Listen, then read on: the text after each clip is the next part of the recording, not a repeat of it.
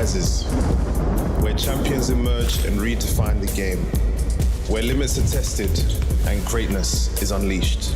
This is when legends are born. Super League Basketball. A new dawn is here.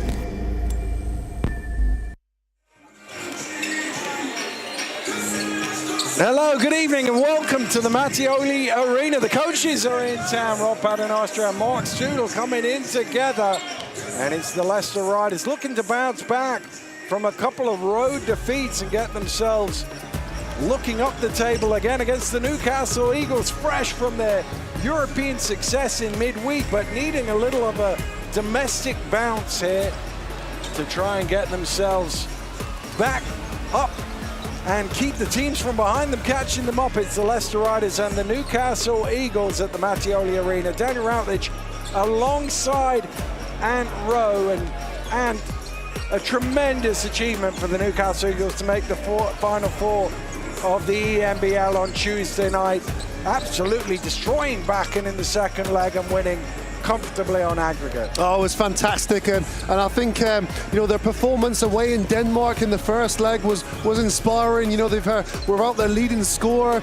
They had a centre in Del Peshby injured, so it was kind of the world was against them, but they were competitive in that game one.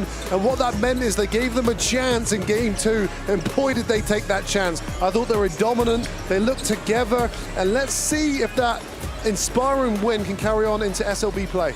Well, then Mark Studel will certainly hope that it does, because his team actually come in on the back of 4 domestic defeats in a row, and Manchester's rise up the table will have got him a little bit concerned for their top 4 spot. Let's have a look at the schedule for this weekend in Super League Basketball.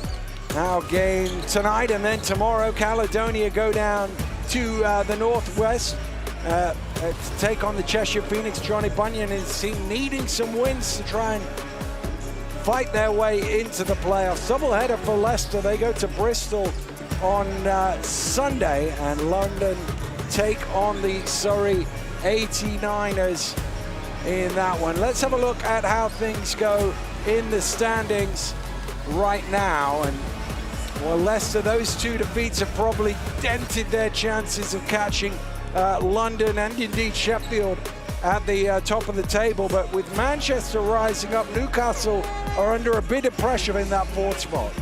They are down, and I think psychologically too, you always want to be above 500. Currently they got a losing record at 10 and 11. Yes, the league is very clustered. It's very close this year. We use the word parity for a reason. It's parity this year, but Newcastle Eagles will want to separate themselves away from a rising Manchester. Well, let's just remind ourselves exactly how the Super League Basketball Championship works. The Super League Basketball Championship. The ultimate competition and a chance to compete for superiority against the best in the land. A round-robin league format played across 23 weeks. All 9 SLB franchises will compete against each other 4 times, home and away. The team with the best record after 32 games will be crowned Super League Basketball champions, whilst the top 8 teams will all progress to the postseason playoffs.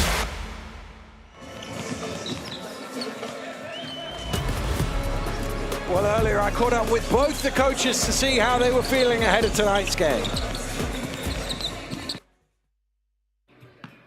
Well, Rob, I'm guessing they're coming in pretty confident after a great European win in midweek. You're going to have to try and knock them down a peg or 2 today. Well, they're the type of team that when they've had to win important games, they've won them. You've seen that all year in our league, in Europe, and things change fast, right? I mean, they had a tough loss the week before, but it was pretty impressive that they got the job done. So we know, you don't have to tell us about the talent that they have and the explosiveness that they had. We played them enough to understand that. And what about yourself? Where do you pitch yourself at this moment in time? Well, I liked the way we played defense on Sunday. We really struggled to shoot the ball, though. We go 6 for 25 from 3, a bunch of open ones as well. But the effort, the communication, and the intensity on defense was excellent on Sunday. That was a tough loss for us against Sheffield. We thought we just about did enough. But, it is what it is. We've had a good week of practice. Got to come back strong. Good to be back home. We've been away for a while, so I know the guys will be excited to play in front of the fans. And what do you have to do really well to win this game? I think it's important for us to not allow them to, have those spurts. Last time we played them up there, I think, we won 3 quarters, but the third quarter they went wild. And I think that, they are that type of team that can really put points on the board in a hurry. So in those moments, we're going to have to try to slow them down the best we can. Good luck in the game. Thank you. Thank you. Well, Mark, first of all, congratulations getting through to the Final Four of ENBL this week. I mean, you must be so proud of the team. Yeah, thanks, Dan. I'm made up. I think we've had a really, really good campaign in that competition. I think when we set out on it, to be 7-1 in the group playoffs, we went out there and obviously dropped the first game by 3 points, but I felt we'd still put ourselves in a position to win it at home. To win it convincingly, was a step forward for us. So really excited to take steps forward in that competition. That's something to look forward to, but in the here and now, you've got to improve your league position. We absolutely have to. I think it's obviously been a bit of a bump for us over the last few games. So, yeah, we need to try and find some of that consistency, some of that positive play that we saw on Tuesday. No easy task tonight coming down here and playing a well-organised Leicester team, but we need to make sure, again, that we get back to being that best version of us. We've had to navigate some health and, roster challenges with injuries. Hopefully we start finding some consistency. Yeah, I was going to say, how hard has that been since Delpesh went out and obviously Okoro with his ankle injury? Yeah, and I think it shows you, the importance of the roles that they both had. And sometimes, someone like Malcolm doesn't always show up on the stat sheet, but it's so important for how we want to play. We've found a couple of games to try and, I guess, get some rhythm, but for sure we need to try and make sure we get right results in the league. Most important thing you have to do well to win this game? Yeah, I mean, they're a well-organised team. They have the highest three-point percentage off assisted baskets, so we've got to try and keep them, keep us out of rotations when we're playing defence. We've got to try and do, guard the pick and roll 2 versus 2. I think we have to try and limit Jackson. That's easier said than done. Charles Thompson, we know we can impact the game defensively, so they're a well-balanced, well-organised roster. I think we've got to defend by committee and be really solid offensively. Good luck in the game. Thank you very much. Thank you. Well, an important game for the Newcastle Eagles, and one of the guys, they've obviously had issues at point guard this year. Trey Pulliam come in, and he seems to have now established himself in that role. He has, yeah. It's been a bit of a slow start for him. You look at his professional career, he's had 2 really strong professional seasons over in Serbia. He was thrust into this team a little bit later, but he is a talent. He creates a lot off the dribble. You'll see the way he scores the ball, very difficult to guard because he creates for himself. Even here, you see him sizing up the defender, difficult shots. He has that ability to score the ball in a number of different ways. 10 points per game, but what also he brings to this team is his ability to get his teammates involved. 4.5 assists a game. He has been that punch offensively that this Newcastle Eagles team is needed. And with the scorers that they have, that's important to be able to distribute the ball and find all of the weapons that they have. And speaking of guys who know how to find the weapons, one of the best in the business in SLB in terms of assists, Jalen Hunter. Yeah, he's a rookie guard, but boy, is he established himself in the pro game. He's an everything point guard. He does everything. He scores the ball. He passes the ball. We've known for him being able to find his teammates. He leads the league in assists per game, but he also does things like this. He's able to take the ball to the hoop, nice left-hand finish, but he's also able to knock the open 3 ball down as well. So he's been so difficult to guard this year just because he can hurt you in a number of different ways. But what a stellar first professional season Jalen Hunter is having. Well, the Leicester Riders, after the back of a couple of road defeats, will want to get themselves back in the groove here at home. Let's have a look at the lineups for today's game, starting with the Leicester Riders. No surprises, same old starting 5 for Rob Paternostro. Be interesting to see. Victor Nduka got a few minutes last week against Sheffield. He's coming off a Bucks championship in midweek, whether he gets a few more minutes off the bench again here tonight. At the other end of the floor, the big news for Newcastle Eagles, Mike Okoro returning on Tuesday night for that ENBL game. He's obviously back fit and healthy, back into the lineup, and he's a big game player for them. He is indeed, and that's a 20 points per game type of player too. So that will surely add some danger to this Newcastle Eagles offense. Well, we are almost set to go here at the Mattioli Arena. Two teams are out and ready to go. And we can get things underway. Not the cleanest jump ball, but Micah Coro are deemed to have touched it on the way up. But Micah Coro taking the jump ball, first of all. Don't see that very often. Well, when your center's closer to 40 than 30, guys, sometimes you delegate those tasks, you know? Here's Johnson. Backing down, pulling him to the fadeaway, knocks it down. Wow, aggressive start there from Johnson. Went straight at Pulliam, and nice, difficult turnaround jump shot. Well, so aggressive that you wonder if that's a tactic they're looking to exploit here tonight. We'll keep an eye on it. Here's Ward Hibbett, the former Leicester man, short on the three. Okoro with the rebound. Oh, Ward Hibbett left the ball on his own under the basket. Wow, what a pass there from Michael Karu. And as you say, Dan, when Josh Ward Hibbett, he missed the shot, he doesn't stay stagnant, he moves, finds himself open and gets himself an easy layup. Hunter drives, kicks it out to Abercrombie for three, and he knocks it down. Wow, all about the point guard there. Jalen Hunter just dancing with the ball in the middle. He's got shooters all around. All by Charles Thompson, which he will find inside, and Riley Abercrombie's able to open his account there with his first three of this night. Ward Hibbett takes it in, and he hooks it home. It's interesting because Mark Sudol talked about that in the pregame. Leicester leading the league in terms of three-pointers off assists, and he won't be happy to see one that early in the game. Hunter has a bit of a lane here. He's found Abercrombie again. And back-to-back threes, and that's exactly what he's talking about. It's tough as well, because that was really good defense there from Darius Defoe. You say that Jalen Hunter's found the lane, but you see how quickly Defoe got over and gobbled that up. But Jalen Hunter's vision is just too good there. Finds Abercrombie for three. Quick step from Alan Ikins, but he can't finish the play.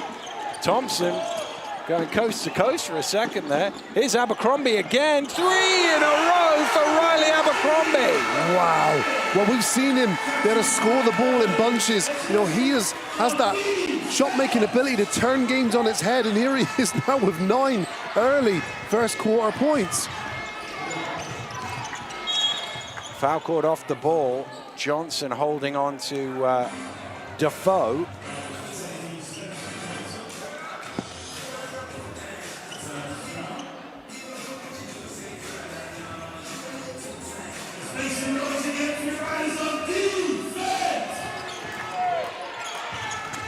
Ward Hibbett, out to Alan Ikins. Alan Ikins thinking about the three, takes it. Short on that one, comes out to Jackson. Johnson is running. Hunter on the trail, he's gonna take the three. In and out and back in again, 4 of 4. Leicester from behind the arc, and they lead by 10. And an early timeout for Mark Stuttel. As 2.5 minutes in, his team trailed 14 points to 4. And the worst bit about it from Mark Studel's point of view, it's exactly the thing he highlighted. Yeah, and it's like that thing. What, the game is delayed, right? And it's like you've got two horses in the gates, and Leicester Riders couldn't wait to get out of the gate. They look like they've been ready to play this game 45 minutes ago. Complete contrast. Newcastle Eagles little shell-shocked. The gates have opened, and they're like, should we run forwards, left or right? So they're going to have to figure this out quickly, or it's going to be another loss in the SLB for them.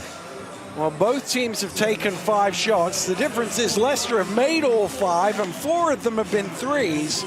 And Newcastle have a couple of buckets closer to the basket, and that sometimes is all it's about, putting the ball in the basket. Well, Mark Stuttel will be hoping he can press the reset button and get things going again for his team. Well, we talk about the history between Leicester and Newcastle, but even this year as well, you got to remember this is a Leicester team that they've had quite a few heartbreaking losses, Leicester, and one of which is against Newcastle Eagles in the semi-finals of the trophy. Micah Coro starring in that game, as he has done in many this season. Here's Alan Ikins, rattles out. Hunter Gets it back from Jackson.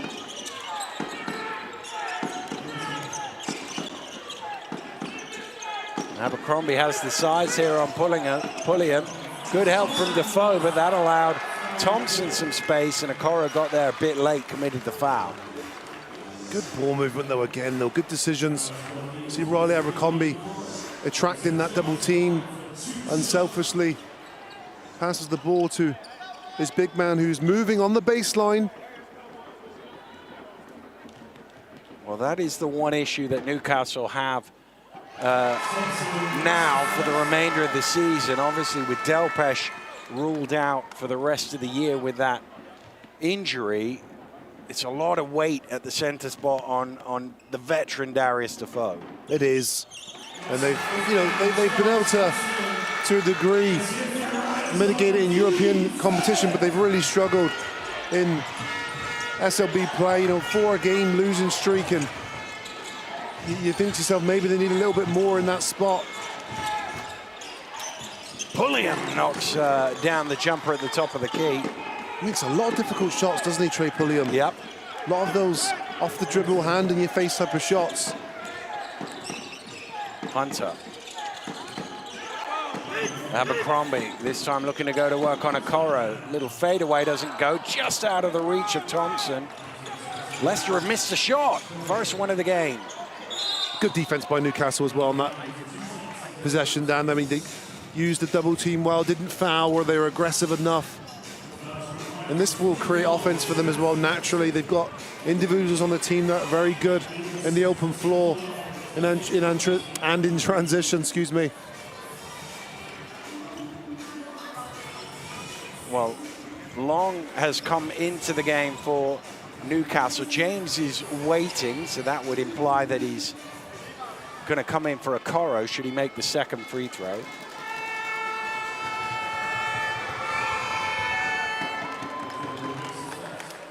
And presumably that's a little bit of load management for Mike Okoro, because he's going to be, when he did that ankle injury in Manchester, he actually injured it twice in the same weekend. He did it at Bristol and then again in Manchester.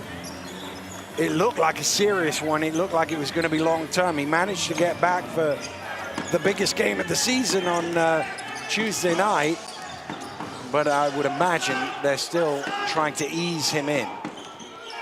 Yeah, it's I mean, he's done incredibly well as well. He didn't look like to be too rusty on Tuesday. But the Newcastle's still struggling with trying to find, the players. I mean, now Seneca Knight, he's a guy that averages 14, 15 points a game, and he's not featuring here tonight. Ward Hibbert just bobbled it down in the low block, kicks it out to Defoe, and he splashes it. Good signs there for Defoe, knocking down the first jump shot of today.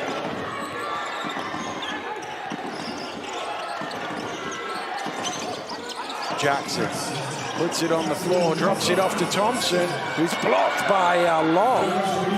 And away come Newcastle. Wow, Long's done really well there.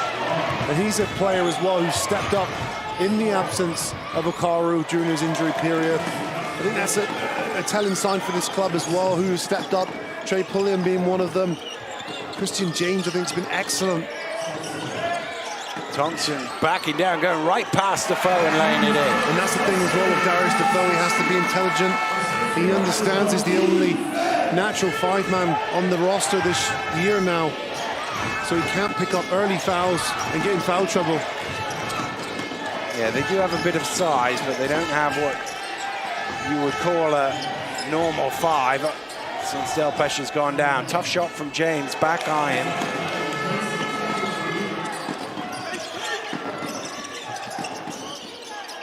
Thompson out to Johnson, quick step, gets all the way to the rim. And Leicester's lead is back up to 10. Spencer Johnson looks like he's in the mood here. You see every time he's catching the ball, he's trying to make something happen. Nice aggressive move to the rim there from him.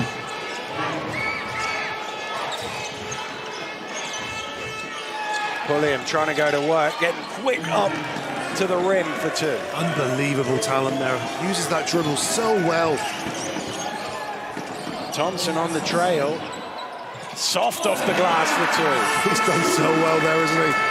Used his strength there to get close to the rim, and then hang time seemed to last for an eternity there to shoot it soft off the glass. I know Leicester made their first, was it 5 shots of the game, but 22 points is a lot to give up in 6.5 minutes here for Newcastle. They need to find some way of slowing Leicester down. Jackson, blocking foul called on Josh Ward-Hibbert. And Zach Jackson will go to the line for 2. Duke Shelton going to come into the game. Will Neighbour and Micah Coro entering the fray for Newcastle.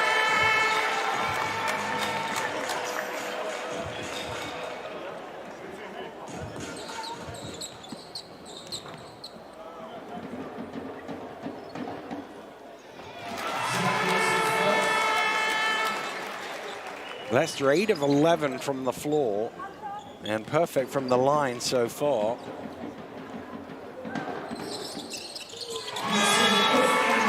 And Ethan Wright's going to come in for Jackson.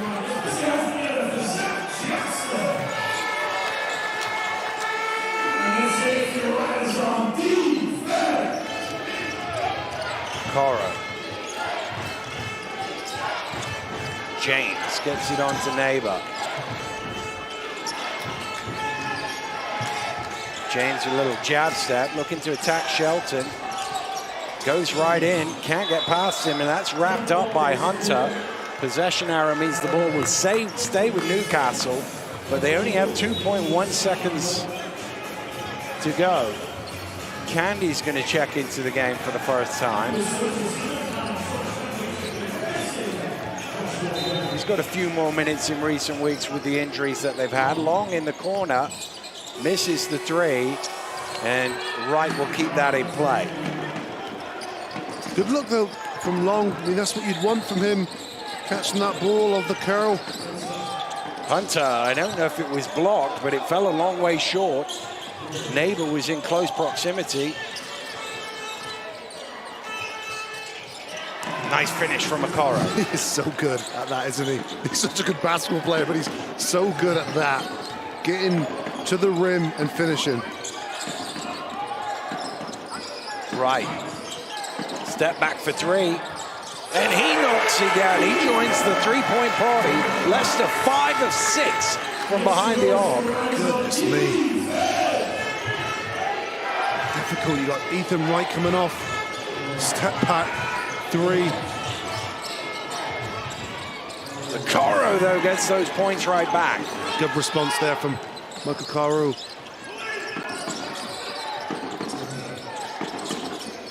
Johnson on the trail. The threes continue to fall for Leicester. This Riders team look like they're high in confidence. They look focused. I mean, that's what close losses can do for you as well. It can really focus the mind. And it hurts when you lose. It hurts even more when you lose a close one. Foul called on Hunter. 100 seconds to go in the quarter. Leicester already have 30 points on the board. Connor Washington into the game for the first time.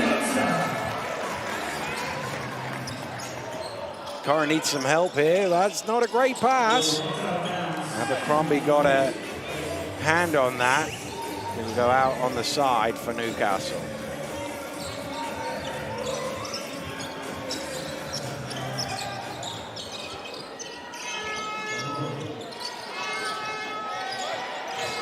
Okoro drives to the rim again. Mike Okoro with another 2.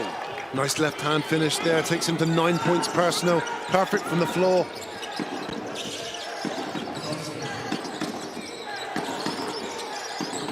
Right. Shelton looking to work on Neighbour. Great footwork. But no, not great footwork because he traveled with it. Must have dragged that pivot foot.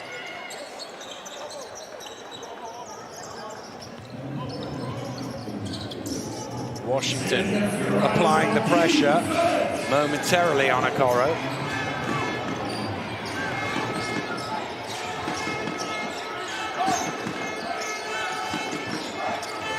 Cora's going to fire up the three. That one's a little short. Shelton flying through the air for the rebound. Great rebound, and first the Coro miss of today. I think he was in his right there to see if that one was like the others, bottom of the net. Shelton on the roll, misses the finger roll. Shelton, of course, going up against his old team. He fired up for that, no doubt. He's long inside. Patient with it, lays it in. Very patient, very smart there from Cole Long. Nice entry pass as well. Well, Leicester haven't scored in the last couple of minutes, which has been out of character for the first. Ooh, that's a clumsy one from Neighbor. He quickly helps Washington back to his feet.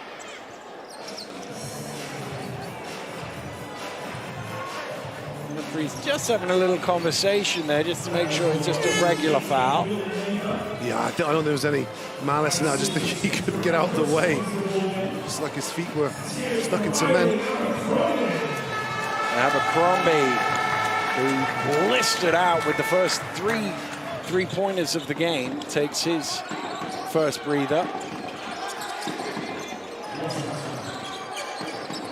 Shot clock at game clock at 10. Wright running it down. Steps away, changed his mind. And Johnson was going for the rebound. He does do that a lot, Johnson. He crashes the boards really well for a wing. And he thought his teammate Ethan Wright was going to shoot that ball, so he was already in transit towards the rim to clean up any potential mess. Well, he's got his hands on the pass there as well.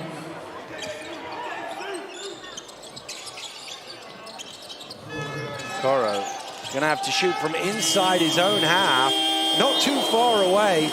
Well, Leicester, 6 of 7 from behind the arc, blistered out to 30 points. And, well, maybe could have had a few more. Last couple of minutes they didn't score, but Newcastle hanging about there. That could have got out of hand for them. I think Newcastle will be okay with the 30-21, given the other team is shooting the ball like Leicester are. No, I agree with you, Dan. It started off blistering hot for Leicester riders from beyond the three-point line. You think, oh, goodness me. You know, one team looks like they're in gear 5 and the other is trying to shift into third. But no, I think that Newcastle did a really good job there of just resetting. You can see Coach Mark Stewart was going to use bodies tonight instead of trying to do a slim rotation. And that could sometimes help with the longevity in players settling into games. Well, the reality is, if the other team shoots 20 percentage points better than you in a quarter, in 67, they're 86 from the three-point line. Again, to only be 9 is not the end of the world.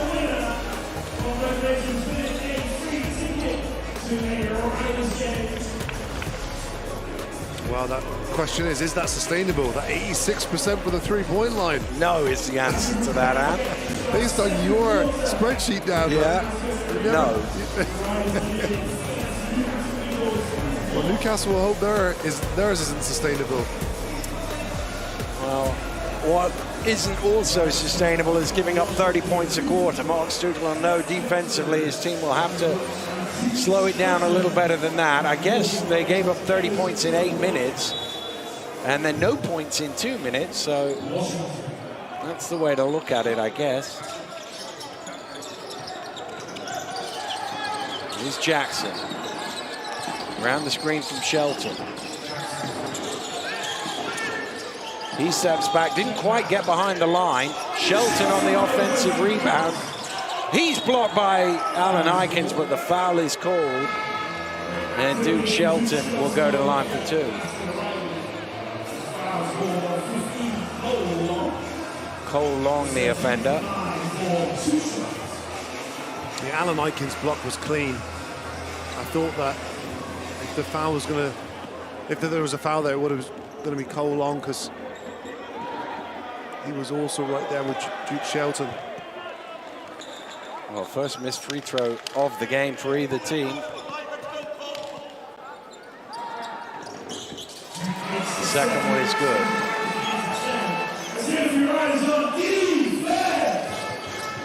Washington again applying the pressure. Neighbor rolling inside, but forced to cycle back out. Okoro for 3 knocks down his second triple of the game. He's got 12. Good decision there, and I think they should go through Michael Karu now. He's feeling good. 12 points personal for him, and Shelton to the rim lays it in. zero resistance there, and that's where Will Neighbor has to get over quicker. Really seems to be struggling to move his feet. You question his health. Well, Okoro has half his team's offense in the game so far. Okoro floats one up and make that more than half as he gets another 2. This is shades of that Caledonia game where he had 40 to see them to victory in overtime. He has that ability, though, He doesn't does, he? yeah. Leads the league in scoring this year. 20 points a game with Duke Shelton. It's a jump shot to go. He's pumped. Punch in his own chest there. Screaming to the crowd. He's well fired up against his old team. Okoro calling for the screen. It's a slip screen though. Okoro to the rim. Shelton absolutely spikes it like a volleyball player. Do you think he's enjoying it? I think so, Dan. He is animated today. Animated.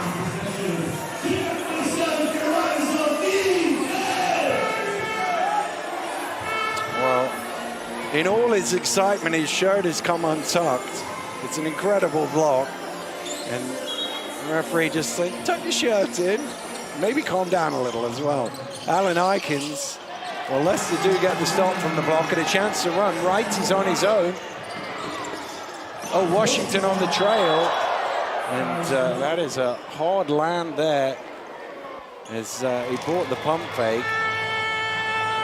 And the foul is called on Mike Okoro. Well, that's the last thing they want. So anything else to happen to that guy? Well, he got up slowly, turned to the bench and waved and said, no, I'm okay. But I think the sub is going to be for him as Ward Hibbert pulling and checking back in. He's moving slowly off the court though, isn't he? And just walked right in front of us. It's just one of those things too. Sometimes those falls can shake you up more than hurt you.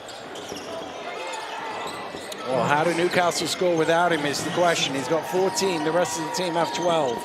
Well, the bigger problem as well is obviously that's the second foul, and that's the thing, isn't it? Washington stumbles, somehow stays in bounds, throws it up. In the end, he got called for a travel. Harlem Globetrotters. Yeah, it was. Goodness me. Trying to shoot the ball from the floor behind the backboard. Well, he was cognizant of the shot clock, I guess. James. He's got a lane to the rim, slows it down and misses the layup, but it's tipped back in. I wonder if Brooks touched that. I'm sure they'll give it to James, but Newcastle get the 2 points either way. What a bizarre basket. Christian James misses point blank. He did the hard work, and then the Riders seem to tip it in the other side. Washington for 3. He splashes the triple. Well, if it was an own basket, the points would go to Defoe as captain, but usually in that situation, if there's a player nearby, as James was, they give it to him. Alan Aikens driving to the rim will shoot 2. Well, Newcastle's had to score the basketball without Michael Karu for the last several weeks. Can they do it for the remainder of this half, I think is the question, if Mike doesn't feature again in this second period. The only problem with that statement is they've scored 65, 68, 62, and 75 in those 4 defeats, so they haven't really scored enough without Mike Okoro. No. It's a four-game losing streak as well. Alan Aikens tipped that last, so out of bounds.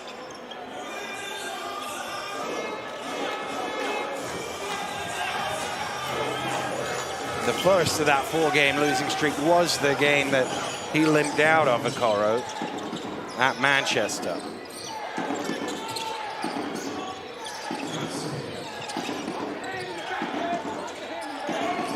Thompson, shot clock getting low. Throws it across. Here's Wright in the corner. I don't think he was expecting it. And he had to sort of toss an awkward-looking shot. They threw him a grenade there, didn't they? James in and out, batted out. Here comes Wright. Has him with him, doesn't need him, he goes alone. He's done really well there, Ethan Wright. Again, another player that just looks mentally locked in. As soon as he stepped up on court, he identifies what he needs to do and executes it. Pulliam. Not quite enough on that. Here's Washington. Thompson on the trail. Back to Brooks, on to Jackson. Jackson stepping his way to the rim, and Ward Hibbert called for the foul. Zach Jackson doing a good job of attacking the rim. Finds himself another opportunity to score the ball from the free throw line. Well, Okoro is back into the game. Ward Hibbert picking up his second foul. Okoro also on 2, but he's been out of the game for a couple of minutes. The rest of his team have only caught him up. He's got 14 of the 28.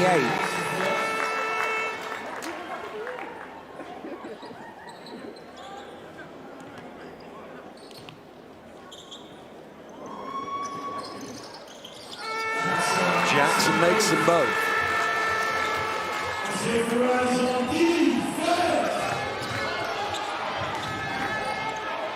Here's Okoro.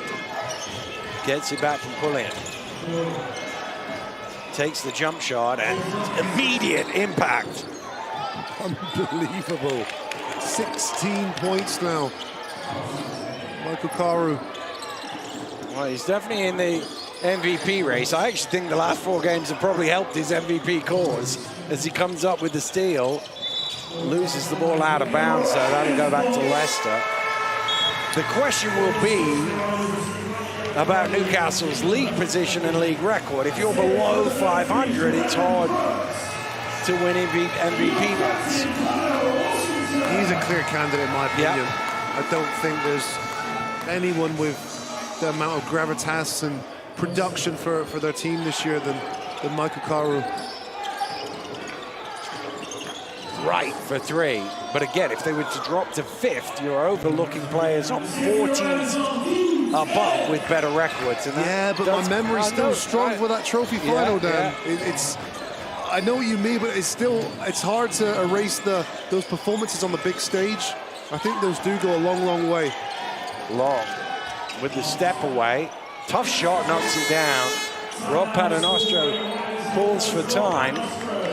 And his team still leading, but only by 10. It feels like this game might have been a little more comfortable than it actually is. And Leicester feel like they're in control, but they're only up 10. No, agreed, and I think that's what the timeout is there for Rob Paternostro. He'll obviously want to extend the lead, but I think psychologically too, you want to kick a team while they're down. You really want to throw that knockout punch as early as possible. And maybe he's not happy with the intensity too on the defensive end. You know, it was a good shot from Cole Long, but the resistance there was somewhat subdued. Well, it certainly was an excellent shot, but just going back to that debate about MVP, there are not too many times in the history of British basketball where the MVP hasn't come from the first or second place team. Zaire Taylor was MVP in 2014, played for Worcester, was in 3rd. Jeremy Bell, former teammate of yours, wasn't it? Jeremy Bell? Yeah, Jeremy Bell and Zaire Taylor. Jerry Williams was 4th when he won it. Kenny Gregory for Cheshire was 3rd during the conference seasons. Cheshire were effectively 4th. Lauren Meyer won the MVP. Tony Dorsey did it from 3rd. And Clyde Vaughan. Darryl Thomas, the one guy who missed the playoffs, still won the MVP. His numbers were unbelievable, by the way. Nice finish from Thompson inside, but usually it's somebody from the top 2.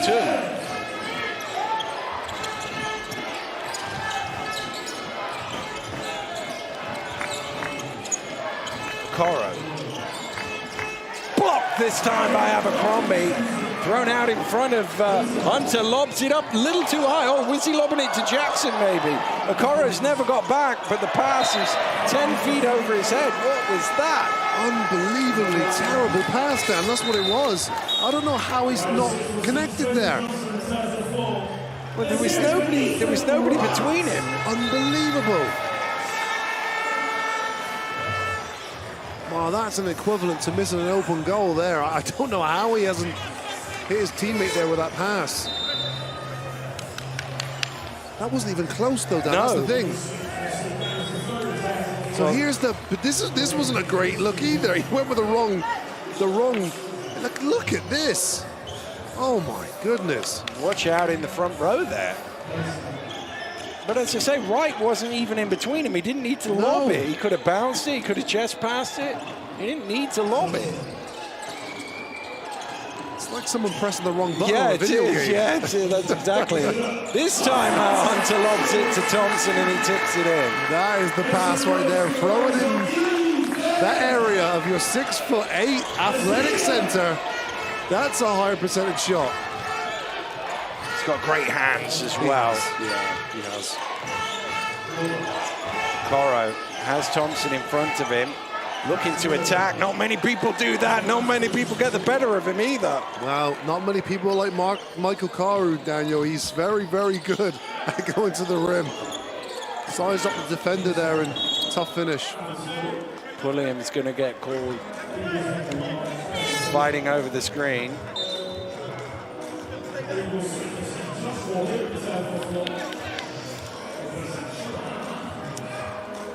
Alan Aikens sits down.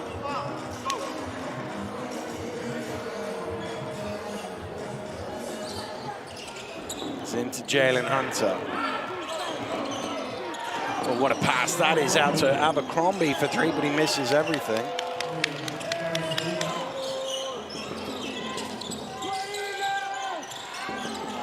Pulliam loses the ball. And that'll go back to Leicester. Little tap of the chest from Trey Pulliam, say my fault. There's another one where the radar was slightly off.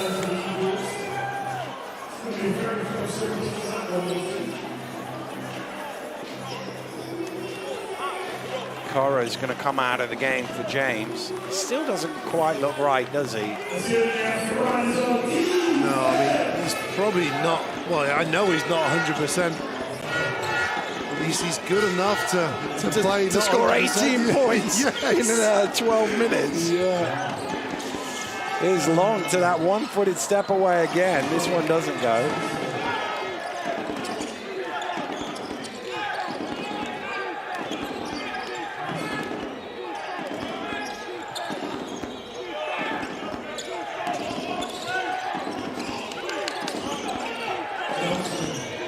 Johnson, late shot clock, fires up the triple, and that one rattles in. Well, they haven't been as explosive in the second quarter as they were in the first, Leicester, but that is their 8th three in 12 attempts. Spencer Johnson looks great today. He just has that something about him as well. He's been a player that's been at a pop-up big for them this year. 4 of 4 for 10 points. Already above his average of 8 points per game. James with the pump fake. Thompson nearly got back up second time. He did. That was the smartest pump fake I've seen. Christian James there. Fantastic work down low. Pulliam gambling on a steal. Call for a second foul in quick succession. And that's the third Newcastle Eagles player to 2, and also they're over the limit for this quarter. So it's going to be foul shots for Jackson.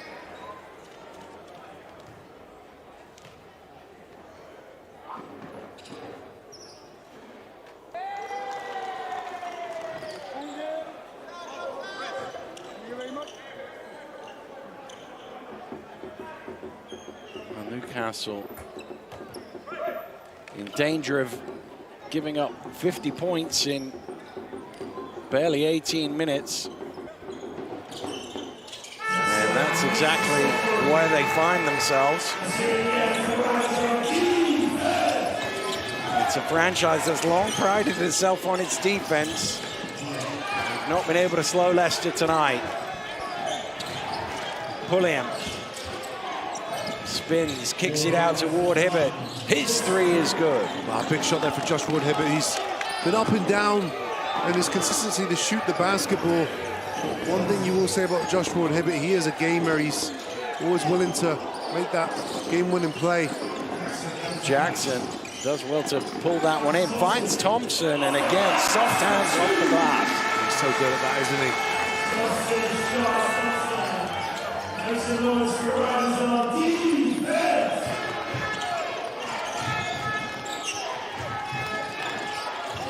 Pulliam pulls up for two. That's really difficult. Shoots a lot off the dribble. Yeah. Does make a lot of those difficult shots. Not a lot of ball movement on that play, though. No, and that's the one criticism I would say with having a point guard like Pulliam. A lot does go through. Oh, Abercrombie through the contact for the 4-point play. Abercrombie, the greatest thing about him as well, yes, he can score the ball in bunches, but you don't see him forcing the basketball, shooting the ball, sorry. He's a guy that likes to take good shots, and this time off his point guard, locks loaded, and with the foul, 12 points personal for Riley Abercrombie. Well, their slight lack of bodies means the 9 fouls that Newcastle have got. 4 guys on 2 now.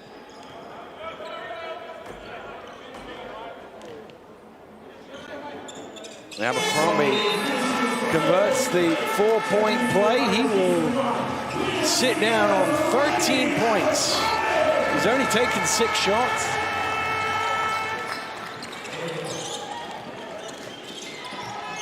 Pulliam all the way to the rim and rearranges that. It would have been a goaltend if it hadn't gone in.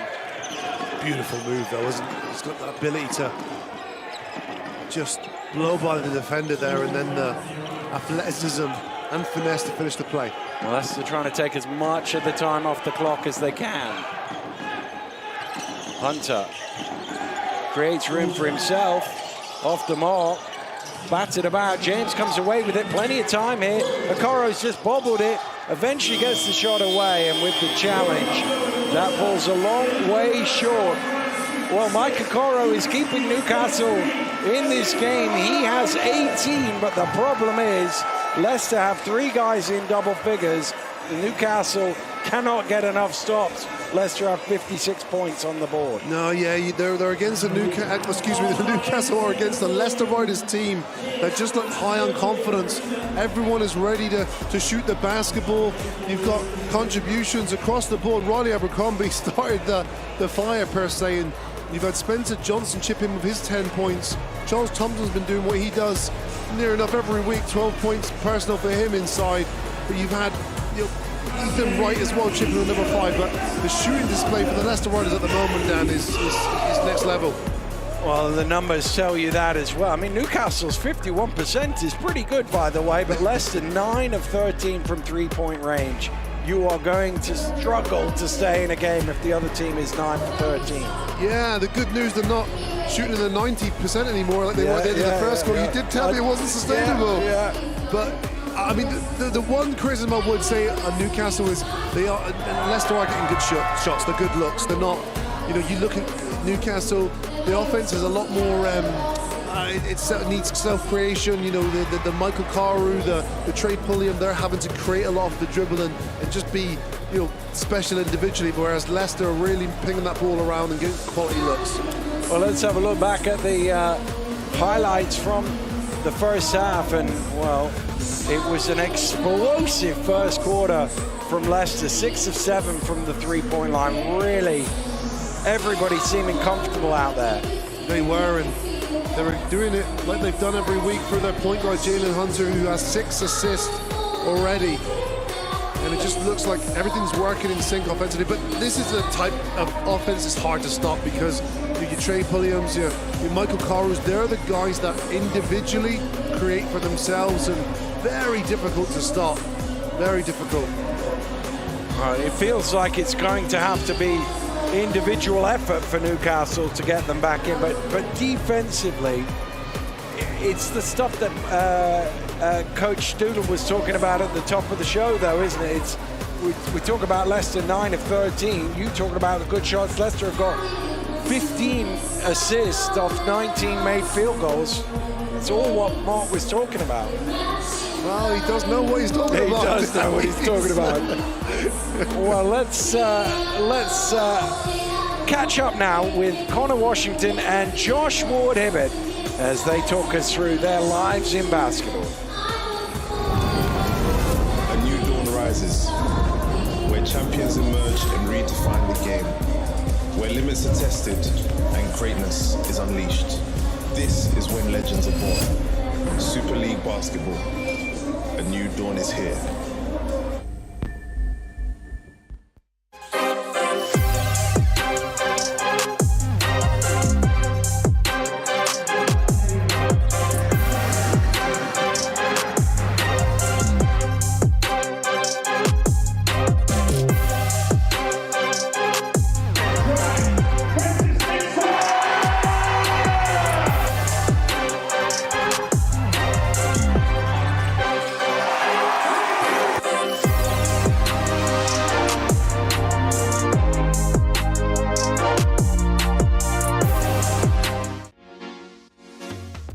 Basketball is the second most played sport by young people in the UK.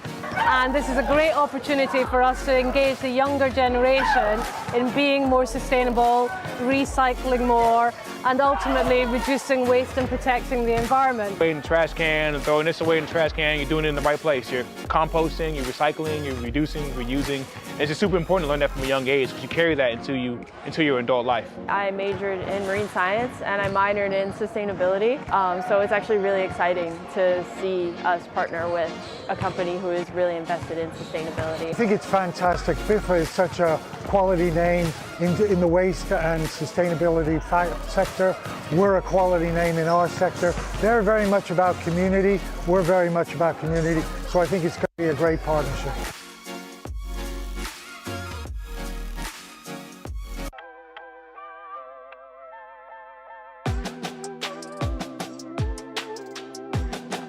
The dream to want to take basketball as far as I could started when I was 10 years old. I went through a tragic experience when I was younger, and I just think my focus shifted tremendously. I feel like I had to grow up really, really quickly.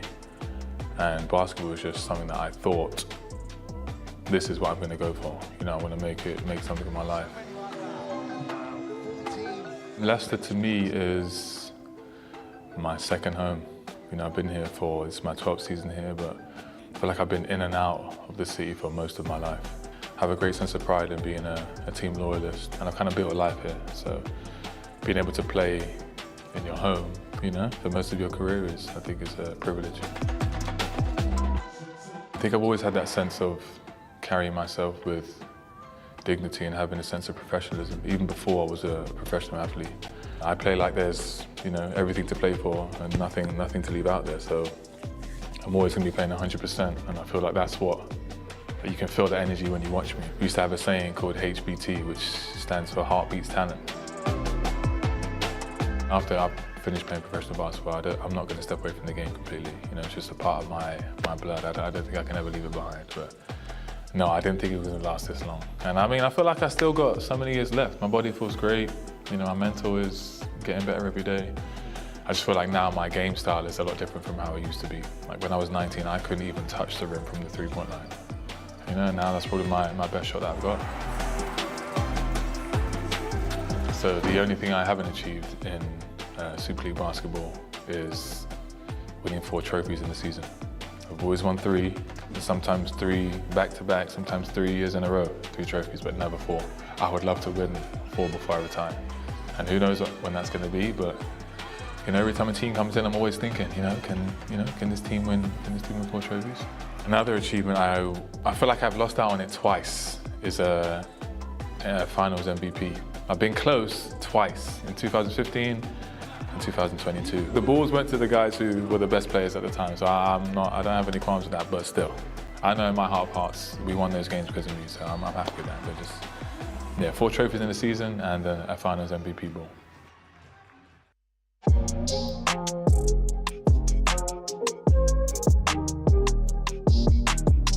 I started playing basketball when I was super young, probably 5, 6, 7 around them times. My older brother's 3 years older than me. He started playing and like, I always looked up to him, so like whatever he did, I wanted to do the same thing. So from the earliest days I can remember, he was going to like his basketball practice and I'd just be somewhere on the sides or somewhere just running around, running with a basketball, shooting with a basketball, just doing something. To be honest, it just kind of progressed from there. Like, the more my brother played, the more I played. When I started getting a little bit older and I was able to cope a little bit more, I started to practice, you know, just with his team, and it just kind of grew from there. So really and truly everything that basketball-wise is obviously thankful to my parents for taking my brother, but yes, everything's through him.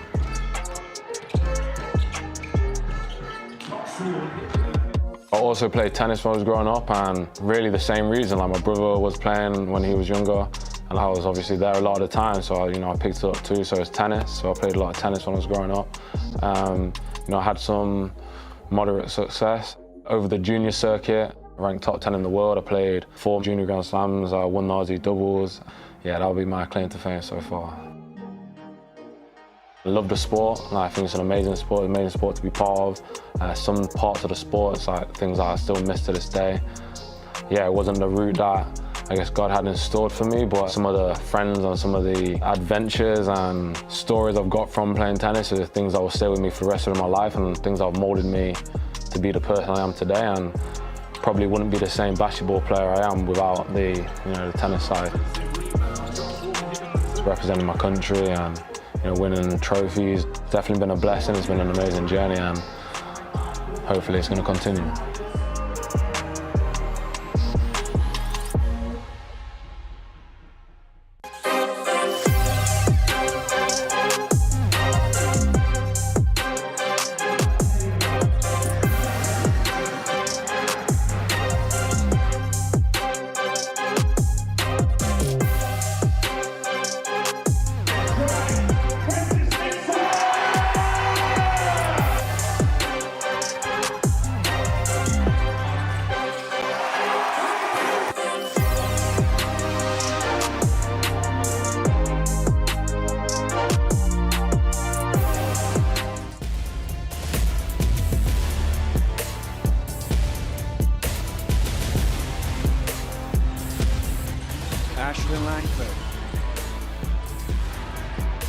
Out to Mitchell, 5 on the shot clock, he drives in, he's blocked by Thompson.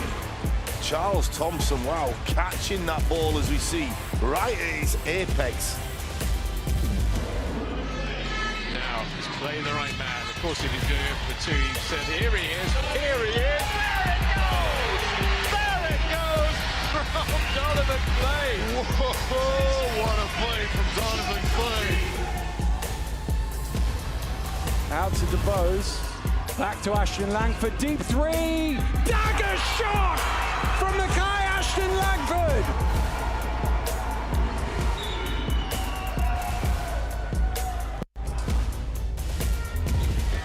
And Timberlake comes down the floor, and he gives it up to Jordan Rattini on his with Ricky McGill. Gives it to Jordan. Highlight play for Donovan Clay. Wow, what a play. Donovan Clay down the middle with a 2-hand jam.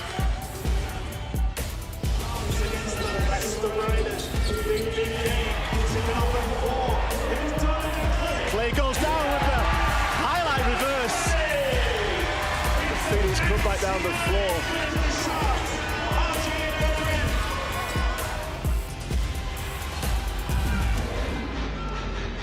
Hadzibegovic gets it to go! A wild circus shot from Alan Hadzibegovic! And the Lions lead by 9 and a chance to make it a double-digit lead. Wasn't even looking at the basket.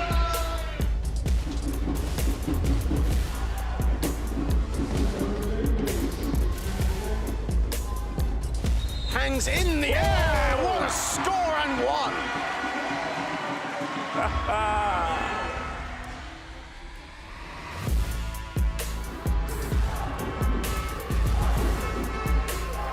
Groves! Oh, Delican! Huge rejection, Damon Delican! Washington stumbling, loses the ball. DeBose is out in front. DeBose goes up and jumps it down. A huge dunk from Ian DeBose.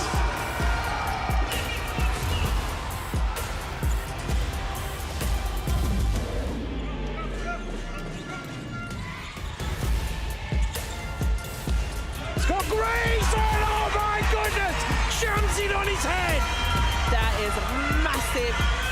Wow. Took the drive and the defense was off balance.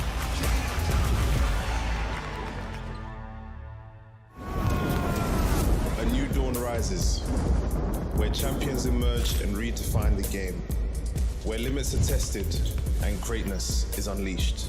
This is when legends are born. Super League Basketball. A new dawn is here.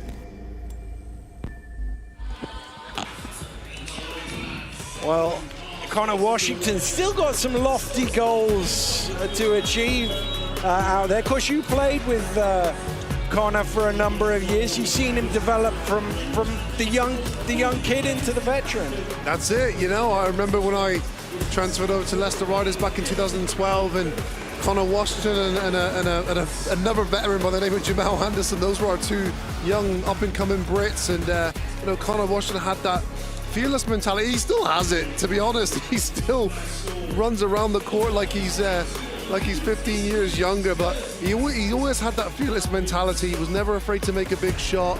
He was fun to play with. He was a good teammate. And I think as well, a lot of people won't know, but he was a great guy to have in the locker room too. He's sort of a non-disruptor. He's always positive, good teammate, fun to be around. So, and there's no coincidence to his longevity. People like having him around. Well, I certainly do. And Josh Ward-Hibbert talking about his career as a tennis player. Must be pretty good to be at that sort of level in two different sports. Talented is, they say, transferable skills, but I don't know how his serve helps him in basketball. But having 130-mile-an-hour serve or whatever it was. I'll tell you what it does. Tennis is, for me, is one of the most mentally tough sports you have to be. You have to be mentally locked in, and that's, I think, something that does transfer to basketball. You know, Josh Ward-Hibbert is never, too far away from a big play in the fourth quarter. Well, Newcastle need a good start here to the second half. It's their leading scorer, Mike Okoro, with 18 points in the first half, who's sort of kept them in touching distance of Leicester. And looking to add to that, he kicks out to Alan Aikens for three. Bit of a set shot, but it's good for three. He had a lot of time as well to think about that one, but good signs as well for Alan Aikens. He's a guy that's been floating in and out of form this year. That's his first pointer tonight. He was on 0 points in the first 20 minutes of this ball game. Jackson under pressure. His shot rims out. Okoro comes away with it. Alan Aikens thought about another one. He's going to take it inside. That's more what we've seen from Alan Aikens this season. He's so good at that as well. I don't know why he doesn't do it more. You really want him to be dominant. He was excellent on Tuesday night in European play. Thompson here, Ward-Hibbert on his back. Abercrombie cuts. Thompson keeps it. Squeezed out of it. That's going to stay with Leicester. Newcastle's done well there just to dig down, and sometimes you just got to be a nuisance. Cole Long come across there, and good hands. Going to deflect that one out of bounds. 6 on the shot clock. Got to get it in first. It's lobbed to Jackson. Trying to get it to Thompson, but it's broken up by Long. Good start here for Newcastle. Yeah, complete contrast to the start of this ball game. It looks to be Newcastle here that are ready and focused and willing to go. And getting stops as well, which they didn't get too many in the first half.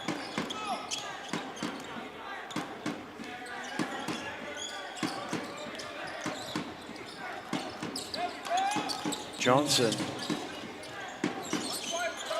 to the fadeaway, off the mark. Alan Ikens tips it down. So Leicester, oh, it's stolen away. I was about to say Leicester going 2 minutes without a score, but Johnson makes sure that doesn't happen. Spencer Johnson's been fantastic in this game. 12 points for him, 5 for 5 from the floor.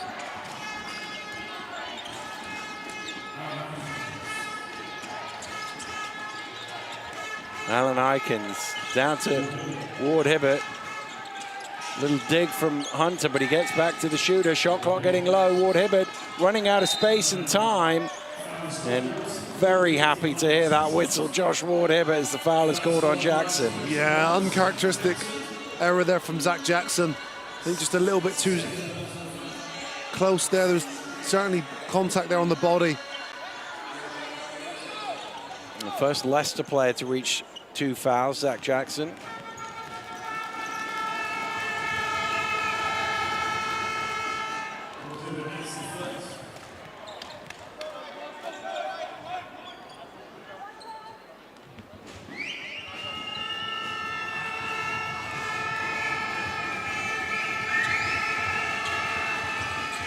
Ward Hibbert makes them both. Cuts the deficit to 8 points.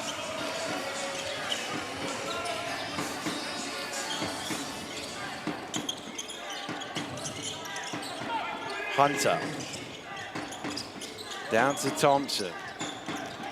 Hands off to Jackson. Rolling to the basket is Thompson. Hunter in the corner for 3. Thompson with the rebound, he puts it back.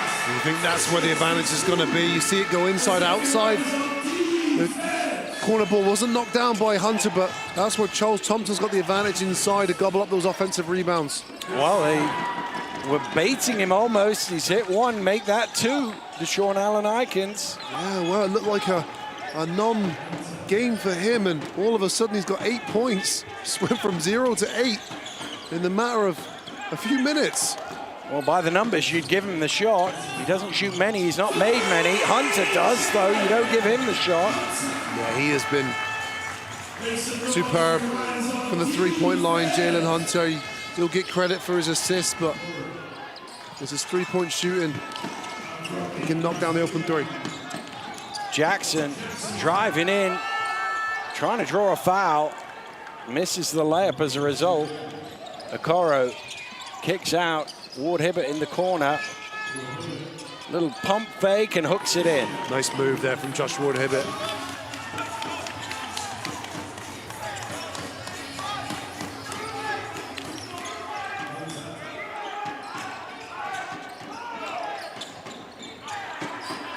Johnson, loads of room for 3 off the mark. Hunter's pushed over by Trey Pulliam. He sort of lost him going to the basket and gave him a little nudge. And that's going to be his 3rd personal foul. 2 of those 3 down are categorically silly fouls. Unnecessary. I'm not even convinced Hunter would have got the rebound. No, he wouldn't. It was right in front of the rim. It doesn't look like a lot on the replay. That can make the comment, but from our angle, though, looked like a blatant push. Yeah. His Johnson doesn't go. Rebound Pulliam.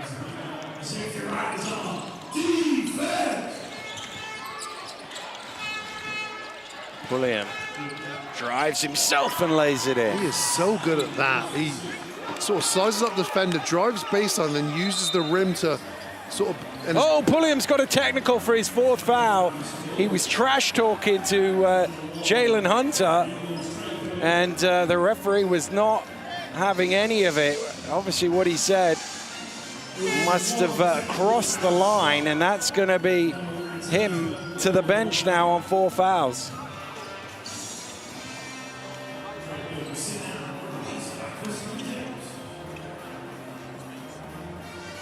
Well, 3 out of the 4 now unnecessary, you would say. Agreed.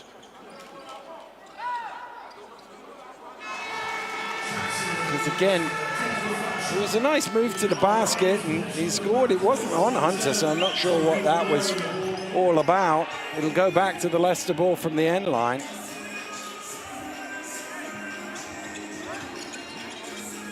But it usually involves inappropriate language if a trash talking is called as a technical. Trash talking about inappropriate language is difficult. In the era I played in, anyway. I don't know what. Alan Aikens, what a finish that is, and the foul from Shelton. He'll go to line for a bonus. Wow, he's done so well there. That's so difficult. He's like sandwiched in between two red jerseys there on his weak hand as well. Alan Aikens has came to play in the second half. Credit to him, because the first half he was a non-factor offensively.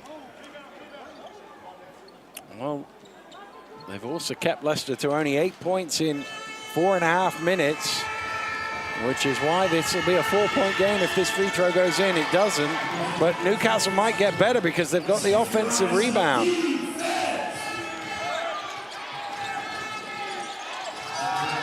Okoro drives. His pass had too much zip on for Cole Long to hang on to, and Leicester will get it back. You can see the disappointment, frustration, sorry, in Okoro's decision there, execution even.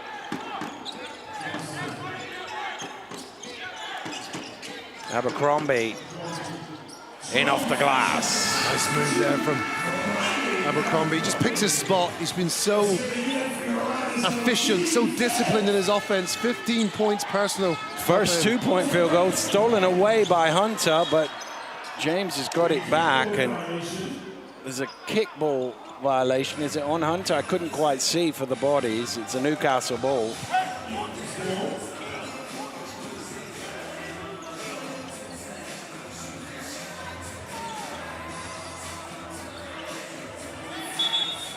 Oh, there's a technical here on Alan Aikens and Shelton for having a little bit of chatter back and forth. Well, it's clearly tension between these two clubs. I mean, look, it all stems from them battling with each other in the trophy semi-final, and you can just tell with the body language then, the frustrations spilling over into this fixture. It was only a matter of time before Duke Shelton got one, though, Danny. Yeah. His emotions are pretty high. And this, of course, is his former team. Spent several years up in Newcastle. So those two cancel each other out. We go back to the end line ball for Newcastle. Long fires up the three. It's too long, and Jackson bats it to Shelton. Hunter to Abercrombie. Abercrombie backing down. Shelton set shot top of the key, not quite. Rebound Okoro. Okoro running. Okoro has it stripped away by Jackson. That'll be a Newcastle ball. Well, you'll see Mike Okoro really attack now with Charles Thompson off the floor in particular. I think he's going to have to be the aggressor. Of course, he had 18 points at halftime, and he's yet to score in this second half.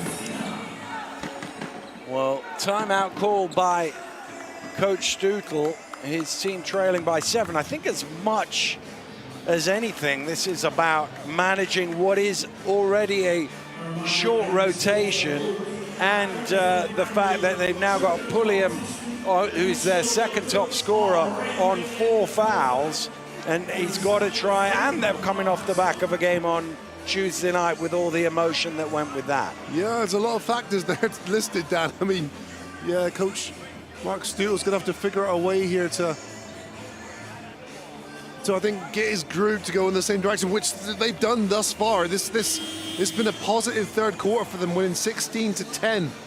The biggest difference in that stats graphic there was actually the fouls rather than the points. Both teams have people scoring efficiently, but Newcastle racking up a few more fouls and sort of exacerbated by their short rotation with no Seneca Knight, and obviously Delpesh out for the season.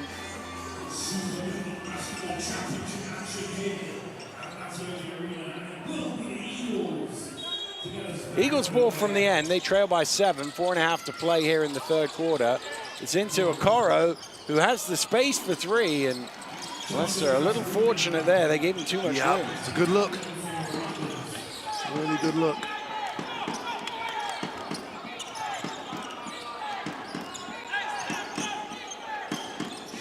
Shelton waiting for some movement, gets it to Hunter. Jackson out to Hunter for 3. Off the mark, Shelton with the rebound. Oh, a jump ball is called. Possession arrow will give it to Leicester. That's a good contest between Nakaro and Shelton there. Very good contest.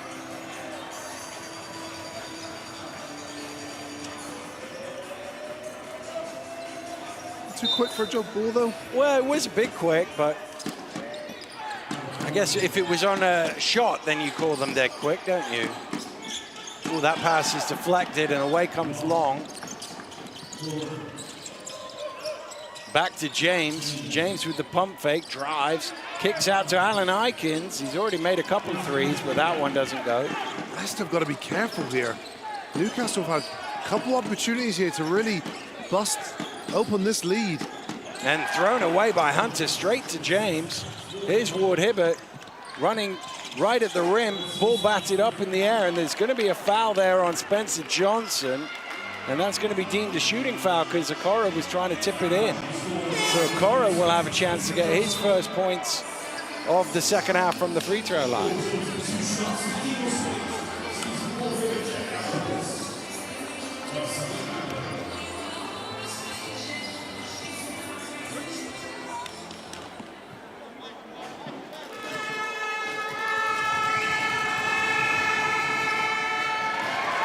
Still looking for his first point of the second half. 80% free throw shooter, Michael Karu. Goes 1 for 2 there. Newcastle have lost some opportunities here, as good as they've been in this third quarter. I think when they watch this back, if they are not victorious, that they would. Oh, Shelton going right down the middle. He lost the ball. Slipped out of his hands, and he's out of the game. He's out of the game. He's complained about not getting a foul, and he's got a technical. That's his second technical of the game, and he's going to be done. He needs to walk away now. Somebody needs to turn him around and walk him away. He's gone back to question it, but he has been disqualified. That's why basketball is so difficult when your emotions are so high. It's really hard to play this game the right way. And now we've got an instance now where Leicester Riders have got another technical now, and you know, you could see it, Dan. I can't see into the future, but when a player scores a basket and their emotions are channeled in a positive way, but they're too high, it can go right back through the other way. And now we're displaying it going on a negative way. The emotions are just too high. Well, that last technical, I think, will go on the bench, as he wasn't. Yeah, it can't go on him. He's obviously already disqualified. So I think Newcastle will get 2 free throws.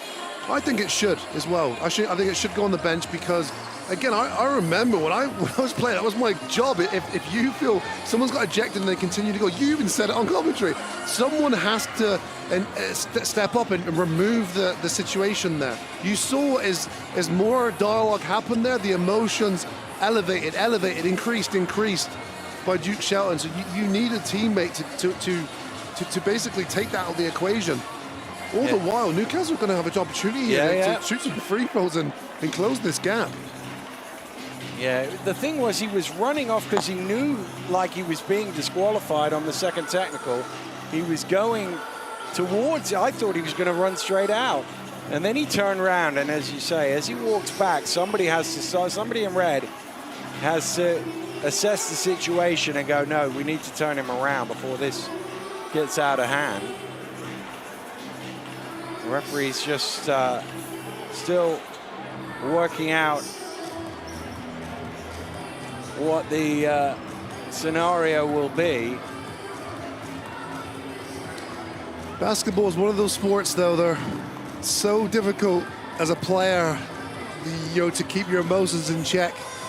you got to think too when you're basketball, when you're on the floor. There's only 10 players there. There's no hiding. Yeah. You know, when you're an American football player, you're under a helmet. When you're a rugby player, you've got 15 other guys. You know, basketball really does highlight the way that you conduct yourself. It's that little bit more difficult too to control it when your emotions are so volatile, high highs and low lows. Yeah.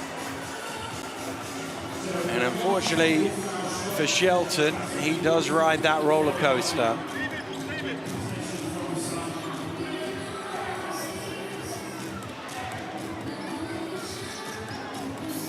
Well, there's a signal of 1 for the free throw. I think that's because it's going to be 2 1s, if that makes sense, rather than a 2.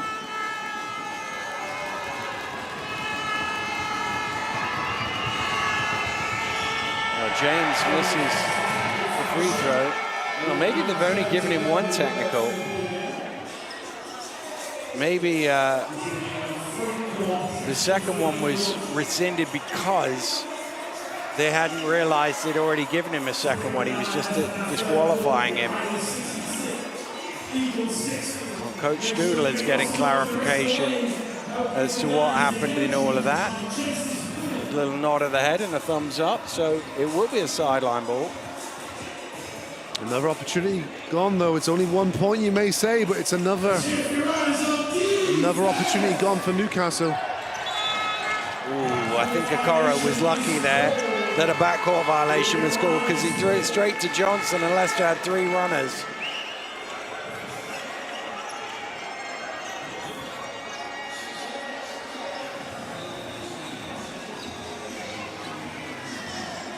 Another opportunity gone down. Yeah. Come up with no points from what could have been 3 or 4.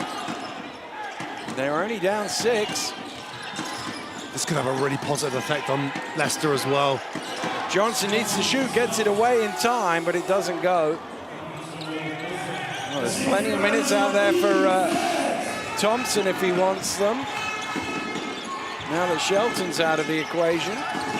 Stolen away, Wright has it, gets it to Hunter, back to Abercrombie. Abercrombie takes it to the rim, good challenge by Okoro, and that, oh, I thought that touched Okoro out of bounds, but referee has pointed the other way. Thought it did deflect off a Leicester player on the way out, but I thought before it hit the floor, it hit Okoro. I agree. Oh, Leicester now, that just seemed to have lost control. Yeah. Great steal from Ethan Wright. They don't get anything from that fast break. Well, their offense has really dried up in this quarter. Just 10 points, haven't scored 30 and 26 in the first 2. James bullying his way to the rim, blocked by Abercrombie. Wow, good block there from Abercrombie. Sized that one up. Abercrombie going for 3, can't make it. Here's Alan Aikens. He gets that away, but off the mark. Abercrombie pulls in the rebound. It's all gone a bit weird, hasn't it? Just a little discombobulated the game, I think. Thompson spinning into a double team. They've done excellent on that double team. Charles Thompson's had very few one-on-one opportunities down low. Johnson splashes the 3, his 3rd of the game. He's up to 15. That's a big shot, just because, as you say, Dan, the game was going quite weird for both teams there. Really struggling to muster any offense. Okoro with Thompson in front of him, fires up the 3. Short, but batted out by Candy. Okoro gets it back. And he manages to avoid Washington, but in doing that, he's off the mark. He's slow to his feet. That's going to be unsportsmanlike. What is he doing? You can't just grab somebody in transition like that. I know you're a 5-on-4, but this is the rules. You can't do that. You can't do that. He's made absolutely no play, just grabbed him and pushed him. Referee with no choice but to call an unsportsmanlike there.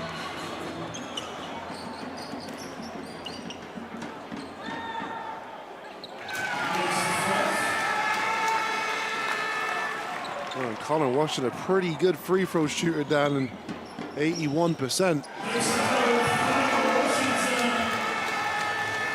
Knocks down both of them. He's even better than that in his career. He's close to 83% all time. He'll be pushing back towards the career average after those two. And Leicester's lead is back into double figures. Wright with a great pump fake. Out to Johnson looking for three. Again, that's too long. Abercrombie bats it out to him. There's a foul call. Not sure who's that on. Is it Candy? 13 White, Darius Defoe for the hold. Couldn't see it, but I know you've had your battles with Darius over the years, and you'll agree with any foul called against him. Oh, it's always fouling. Unbelievable. Always fouling. He must have had hold of Thompson on the rebound. I was watching Abercrombie tip it out. They're over the limit, Newcastle, so it'll be 2 foul shots.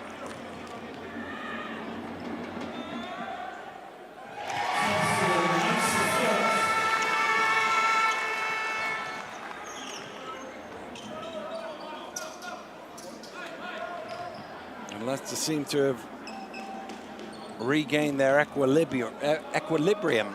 Easy for me to say in this game. It's been very difficult for both teams to do, though, Dan. The scores in this quarter are now level at 17 points apiece, so Leicester's lead is back to where it was at the half. Okoro, nice kick out to Ward Hibbert for three.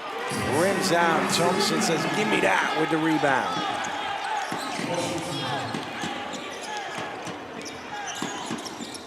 It's a hold by Candy, chasing Wright.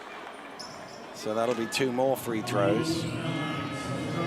And again, those are the ones late in a quarter when you're trying to get back into the game.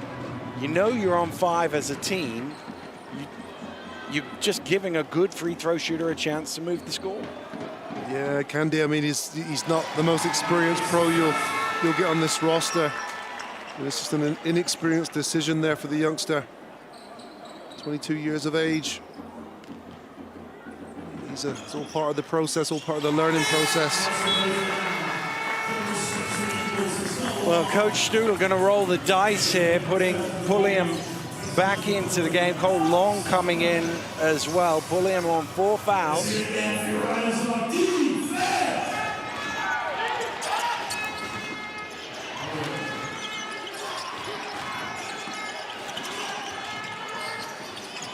James trying to go to work on Johnson.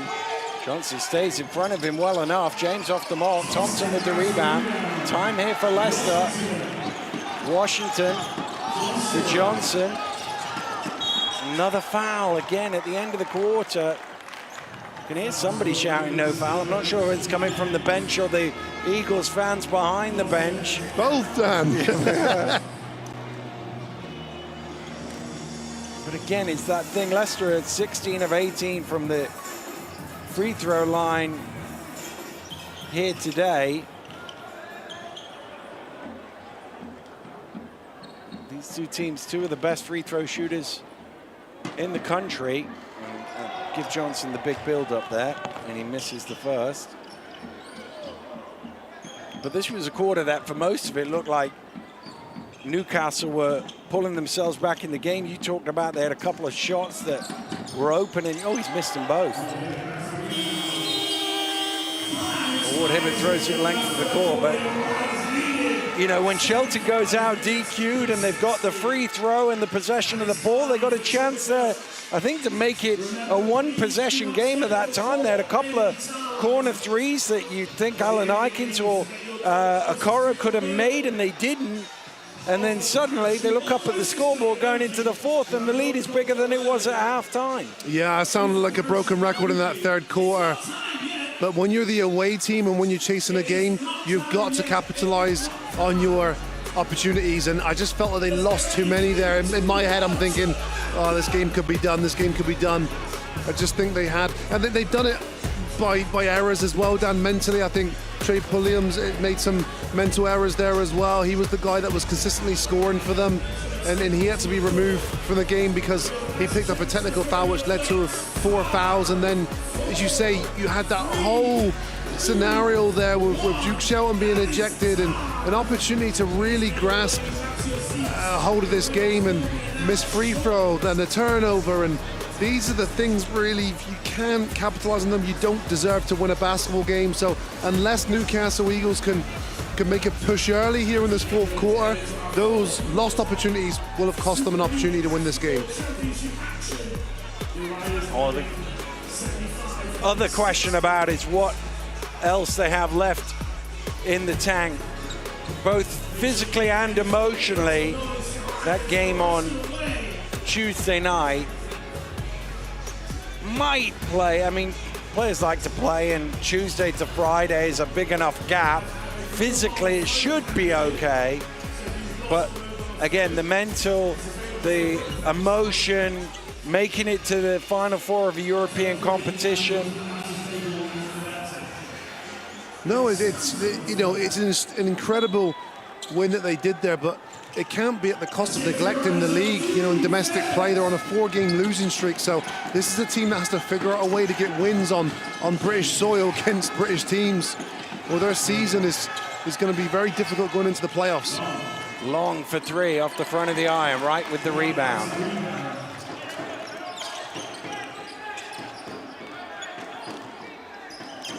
Again, the other thing we talked about, the defense got better in that third quarter, but Leicester still trending towards 100. Thompson gets his hook away, leaves it short. That was a lot of contact down low as well with Thompson.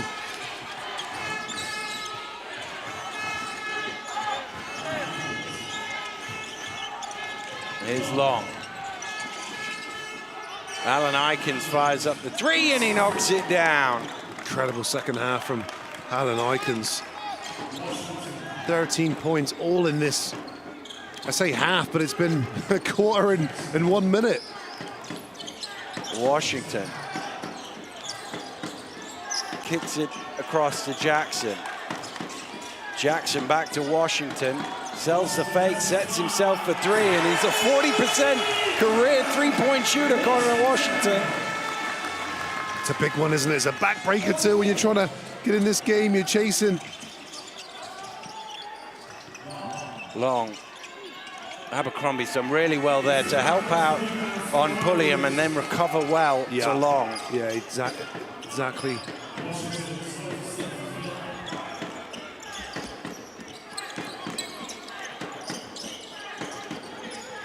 Washington back to Jackson. He's going to take the 3 and he's going to knock it down.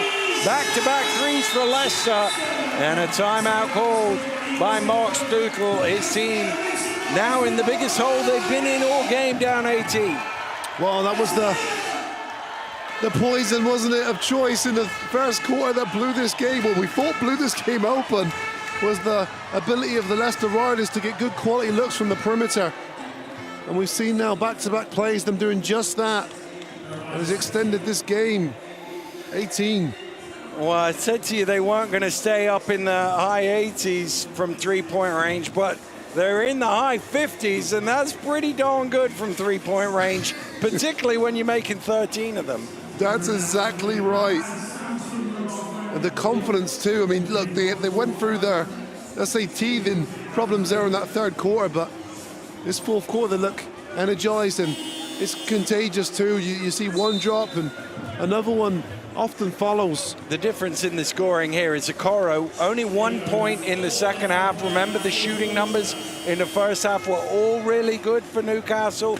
Not so good from their leading 2 scorers here. Leicester, 67, 56, 55.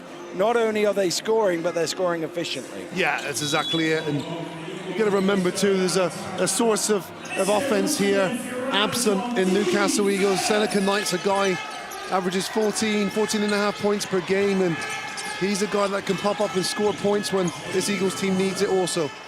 James off the mark, not really been his night. 1 of 7 from the floor, just 2 points. He's another guy that can get them a big number.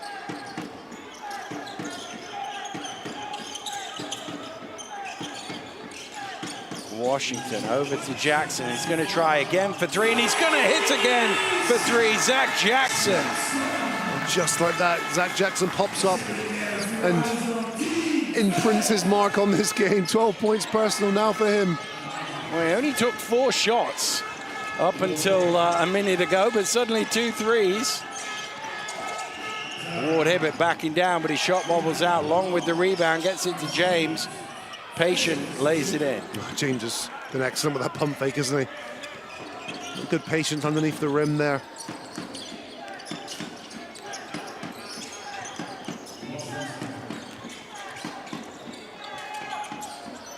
Abercrombie now, not this time.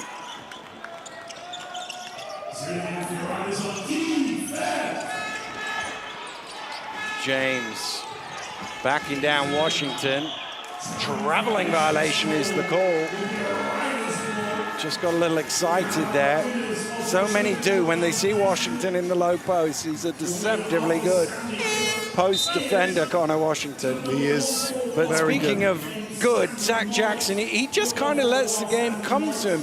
He's been to the free throw line a little bit. He hasn't really taken many shots in the game. Suddenly, bang, bang, 2 threes. He's into double figures again. Yeah, no, he's got an immense discipline about him. He's so talented.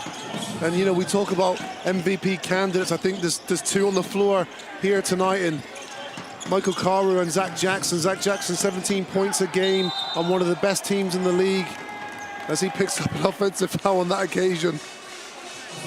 Darius Defoe. The older he's got, the more he's taking his time to get back to his feet.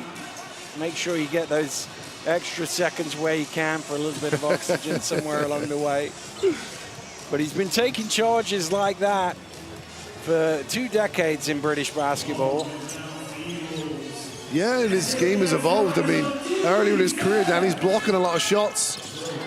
And he always had good basketball IQ, but it's definitely evolved as time has went on. Well, Alan Aikens had the good IQ to throw that quickly. He did. With the shot blocker in close proximity.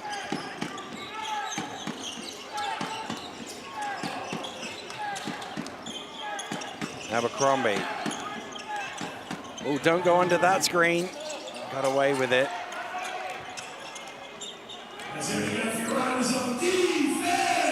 Alan Aikens down to Defoe. Defoe going to try and back down Thompson. And he's going to convert the three-point play, or at least get a chance to.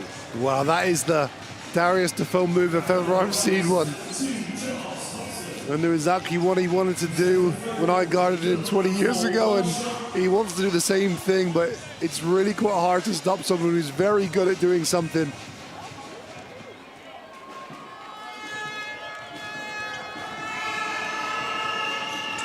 He does convert the three-point play. 14 points still. It's not out of reach. Even though Leicester have led by as many as 21. Jackson through the contact down one. That's tough. So tough. And as you say, Dan, Zach Jackson picks his point in the game to take over. Understandably, this is a pretty timely opportunity to step up. Zach Jackson just... Oh, that foul isn't an and one. The foul was called on Thompson off the ball for a push on Defoe. So the basket is good for Leicester, but the ball will go back to Newcastle.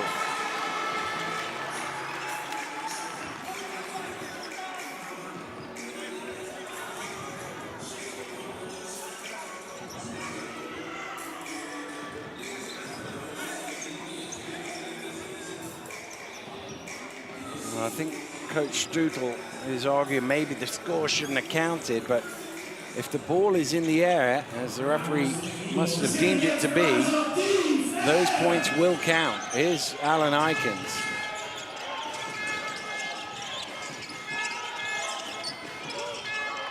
Ward Hibbert. Blocked by Jackson. Incredible block. They've had a good matchup today, Zach Jackson and Josh Ward Hibbert. You can just tell when they're guarding each other, they're taking it upon each other to get stops. Oh, just Ward like Hibbert that. gets it back with the steal. And he'll get the easy lay-in. Rob Paternostro frustrated that his team cannot put Newcastle away here. Calls for a timeout with 4:51 to go. Incredible contest there between Zach Jackson and Josh Ward Hibbert. Quick hands there. Newcastle's still there, Dan. It's not beyond the realms of possibility here. It's one of those where it feels unlikely, but it's still unlikely. It's still in reach. Yeah. The question is whether they can get enough stops, Newcastle, because again, we've been talking about it all the way through. Leicester trending for 100 points. It feels unlikely that Newcastle are going to get 30 points in the last 5 minutes to get to 100 themselves. So they've got to basically keep Leicester realistically to only about 4 or 5 points in the last 5 minutes.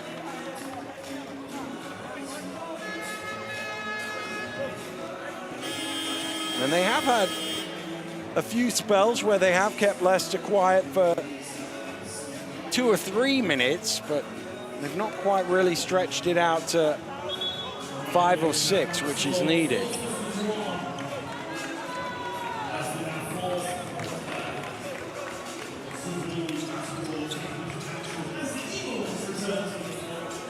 Fives making their way back out onto court. Newcastle coming with some full court pressure. And Hunter just says, well, we'll just skip everybody out of that.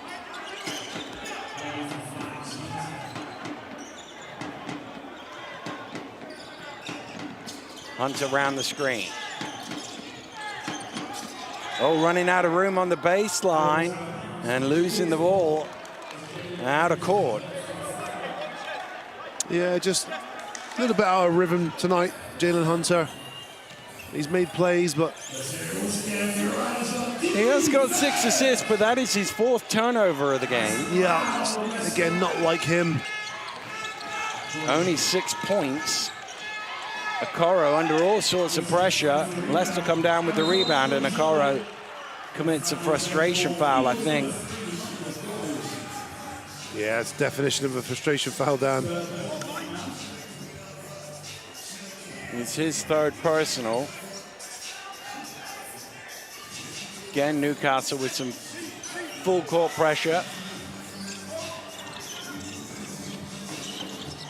Hunter is doubled, so he gets it to right. Abercrombie left wide alone. Well, that might, oh, I think Jackson tipped it. Did he? Did he tip it, or is that 3 is signaled, so maybe he didn't tip it? Oh, I'd like to see that one again. Jackson certainly got up there. Here's Alan Ikens on the spin out to James. Relocates for 3. Rims out. Defoe gets the rebound. Alan Ikens going to fire up the 3. James on the offensive glass. He has it knocked away, and that will be 2 free throws.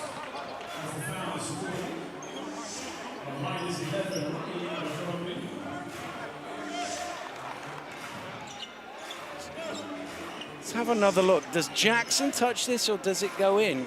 I couldn't quite tell there. My initial thing was he got a little finger on that, in which case it would have only been worth 2, but it would have been 2 for Jackson rather than 3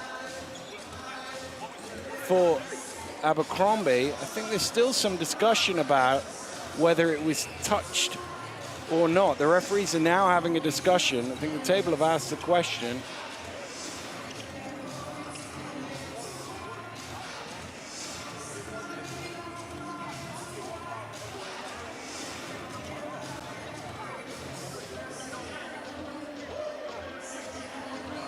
Well, Mark Stoodle's just realized it's been given as a 3, and he's saying Zach Jackson definitely touched it. It looks like he touched it to me. Yeah. No video replay, they can't check it out.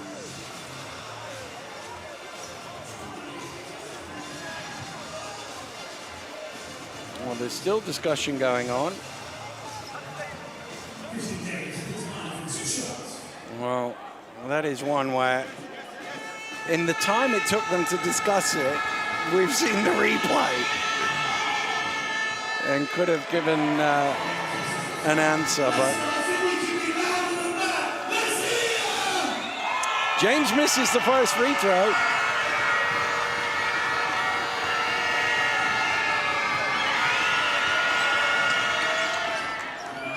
He makes the second.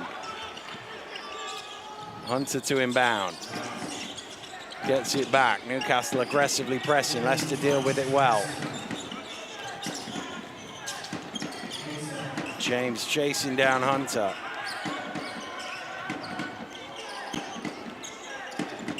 Hunter goes the opposite way, leaves James in his wake, but misses the three.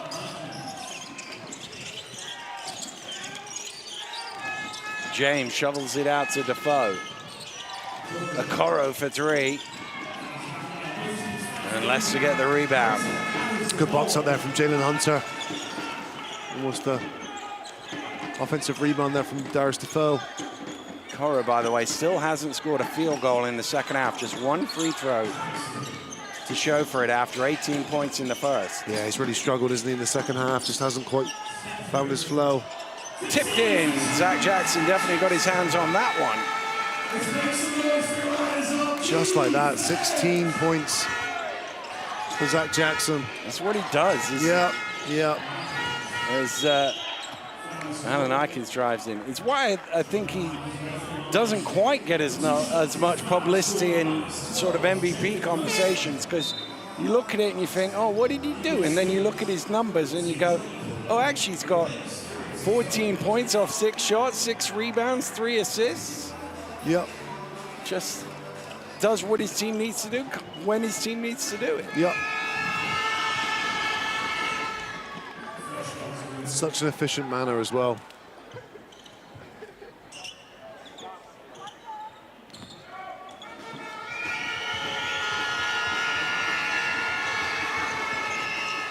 Alan Aikens from the free throw line, but Newcastle having to aggressively chase steals here with only 2:24 to go.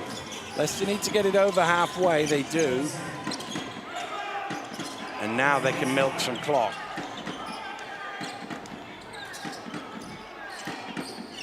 Thompson looking at his options. Finds Jackson onto right, resets himself, and hits on the shot clock buzzer.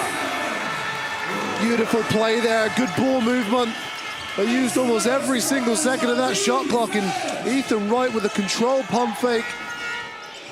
Stepped into that three. There's a block for Thompson. I was thinking we were going to get that rare game where Charles Thompson doesn't get a block, but he wasn't to be denied. He looked like he enjoyed that one too. He's been close to a few today, but that's the first one he's got his mitts on.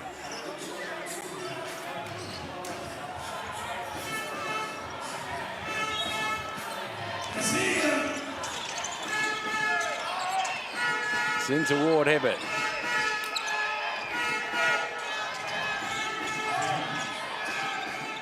Alan Aikens, step away, gets it to James.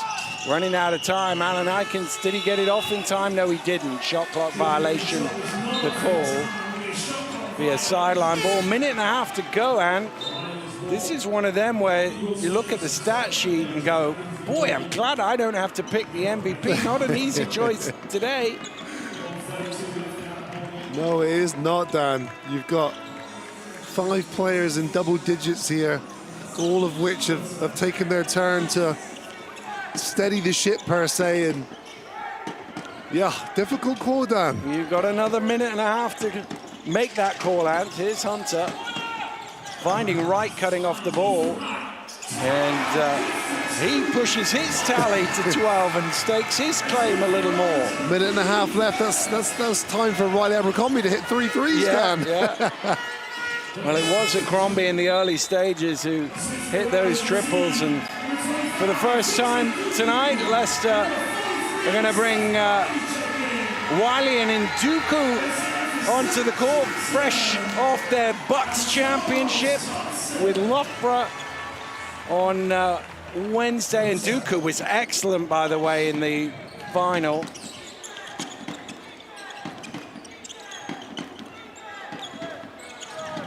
Hunter.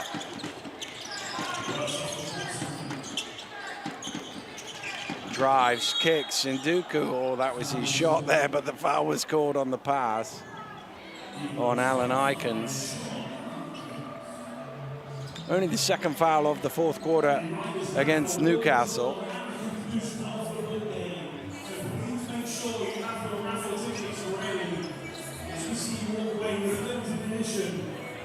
Just wonder if there's enough time. Fans always love 100, whether there's enough time for Leicester to get 2 more scores, maybe. Abercrombie dances back for 3. Well, they won't get the 100 now. James. He's going to fire up the triple, and he's going to be caught by Nduku, so he'll get a chance for a 4-point play. It's incredible, isn't it, how, I mean, I was the same as a player, I'm not going to lie. When you're an experienced pro and you see a young person guard you, it just gives you another layer of confidence. And you just saw it. Christian James just sensed that he had someone that was younger on him, and he just went straight at him. Well, 3 of 10 from the floor, 1 of 4 from 3-point range, but he's made his second there, and he gets himself into double figures. Well, Leicester will have to shoot it because the shot clock will be on. There's 1.5 second differential between shot and game clock.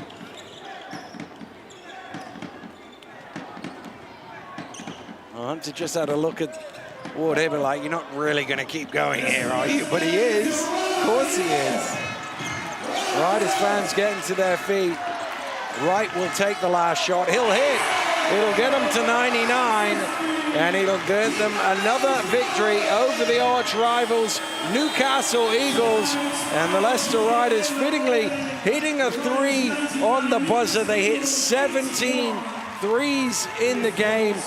Over 50% from behind the arc. That was really the key to their victory. It was indeed. It set the tone, didn't it? It really, you know, ever since that 14-4 lead they had early, it kind of gave the team confidence in knowing that they had multiple individuals on this team who could knock down a 3. I think Jalen Hunter was excellent in the first half. 6 assists for him, really picking that ball around. But it was your Riley Abercrombies, your Spencer Johnson, who were fantastic from the perimeter. Then they were joined by the Piper, Zach Jackson and Ethan Wright later in the game. But for me, the MVP, the pillar in the middle, and who has been that pillar for them in the last several weeks, is Charles Thompson. 16 points, 8 rebounds, 22 on the plus-minus, and an index of 26. Fantastic game from him. Well, it certainly was. And, well, for Newcastle, they will look back to that little spell in the third quarter where they had that chance where Shelton left the game, and they had the free throw, they had the ball, they missed the free throw, they didn't. They turned the ball over on a backcourt. They had a couple of corner threes moments before that as well. That was their moment. Yeah. They didn't quite take it, and then Leicester sort of pulled away from there. Yeah, and that's the criticism I would say of Newcastle. You don't often get these opportunities when you're on the road against a really good team, and they had that in plentiful in that third quarter, and they just weren't able to capitalize on it. Well, the biggest stat differential there, right in the middle, 3 points. It's not just about the percentages, 57 to 27, although that is a massive difference. It's about the number. Look at the volume. They've only taken 4 less, Newcastle, but Leicester have made 10 more threes. That's 30 extra points from the free throw line. Yeah, it's a big number, Dan, and it's very custom of a home team to feel confident as well in their own arena, and it looked like a very confident team here tonight. Well, they certainly did, and again, 22 assists as well from 33 field goals. There'd be a few more there, probably another 10 when you count in the free throws as well. Rebounding battle was pretty even, to be honest with you, and well, sometimes it's about putting the ball in the basket, and threes are worth more than twos. You can see Newcastle made more 2-point shots, but they're not worth the same value, are they? And that is the main thing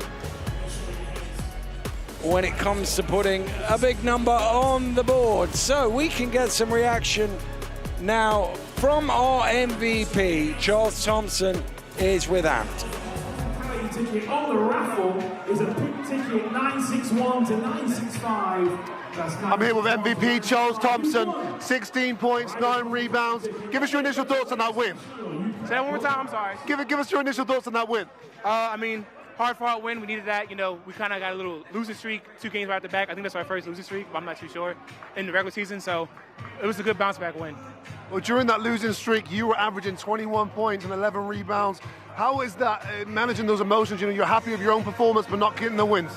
I mean, I'm only focused on the team win, so all my individual stats kind of don't mean nothing if we were losing, so, yeah. Well, today as well, you know, your teammates shot the ball incredibly well from the perimeter. Any missed shots there, you were able to gobble up those offensive rebounds. Just comment on some of the guard play today. I mean, the guard play is usually immaculate. We got Jalen Hunter, he's leading the league in assists. We got Spencer, Ethan, and Riley, and they're all, you know, amazing shooters. So it's just, the game comes easy when everybody's, you know, playing at their best. And the game looked easy for you here tonight. The block shot you got in that fourth quarter, you look like you were having fun. I mean, yeah, I'm always having fun, no matter what it is. It's basketball, you know, this is the greatest job in the world. Hey, congrats and keep doing your thing. Thank you. All right, Coach, congrats on that win. What's your initial thoughts on that one? Yeah, really hot start for us. We shot the ball so well. You know, it's been a little bit of a struggle shooting the ball last few games, so it was nice to see the shot going in and second half as well. But I thought defensively, mid-third quarter, fourth quarter was solid, held them to 43% shooting. So all in all, really good win. Nice to be back home. Well, I was going to say that the home games in March have been few and far between. I mean, your team looked comfortable pretty early in this game. I mean, what is it? I mean, sometimes you forget, you know, you're weeks and weeks on the road, you forget what it's like to play at home. Did you feel that comfort level pretty high? Yeah, I mean, especially with the shooting, you know, we obviously are practicing here a lot, so I thought the guys had a real confidence about them when they let the ball go early on. But yeah, I mean, you know, we came off a really difficult loss last Sunday where almost had it, but we had a good week of practice. Guys are working hard, and yeah, it was really impressive today to see the way we came out. And even though they made a run at us, you know, we never wavered. We kept going, and turned out a really good performance in the fourth quarter. Well, we'll talk about that period in the third quarter as to where Newcastle, they started pretty fast on that second quarter. You had some adversity yourselves with some calls and some ejections, etc. Your team settled in really well in that third quarter. Yeah, that was the most important part of the game. I'll give a lot of credit to Connor. I thought Connor Washington came in today and really ran the team well. You know, he did a really good job of calling the plays, moving the basketball, really settled us down. So, yeah, I mean, again, it is what it is. You know, when you have those runs, just have to come back and play better in the fourth. And then, of course, on the road again, Coach, you had to down the Southwest on Sunday. What's your thoughts on that game going in? Yeah, I mean, we thought they would have 3 games this week. This will be their only one. So, yeah, always a challenge in place. Rest tomorrow and be ready to go for Sunday. Congrats and safe trip. Thank you. Well, yeah, they got to go again on Sunday, Leicester, but very much, as Rob said, the third quarter, the key period of the game when they looked like they were in a little bit of a funk and couldn't quite get the points to go. They found a way back into the game, a little bit of rhythm, and Newcastle ended up losing that quarter by 2 points, having looked like they were going to win the quarter and win the ball game as a result of it. And as we've been saying all game long, whilst Leicester continued to make 3-pointers, even when Jackson tipped one in, they kept the scoreboard going, and that is very hard to deal with. All this barrage of threes, 17 of 30 for 56% from behind the arc. They got to the line as well to keep themselves going, and 16 points from there, and again at 80%. That's always a positive for a coach, and Rob Paternoster will be delighted with that result, but his mind will already have turned to Bristol away on Sunday. Here's what remains for the weekend in Super League basketball. Cheshire at home on a Saturday night. That doesn't happen very often. Join us on DAZN for that one. Caledonia Gladiators in town, and then we got 2 games on Sunday. London taking on the Surrey 89ers, and as I said, Leicester traveling down to Bristol. Can they make it a double winning weekend? We will find out, but this has been a really good performance for Leicester. They have beaten the Newcastle Eagles, their arch rivals, 99-81. The victories always taste sweeter when it's against the team from the Northeast. For those here in the Mattioli Arena tonight, a really pleasing performance from them. They got everything they could possibly have wanted. For Ambro, I'm Dan Routledge. Thanks for joining us. We'll see you again soon. Goodbye. A new dawn rises, where champions emerge and redefine the game, where limits are tested and greatness is unleashed. This is when legends are born. Super League Basketball. A new dawn is here.